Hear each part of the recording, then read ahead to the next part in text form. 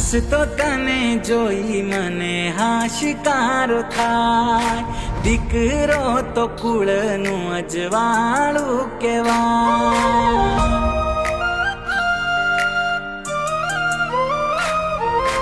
હસતો તને જોઈ મને હાશકારો થાય, દીકરો તો કુળનું અજવાળું કહેવાય।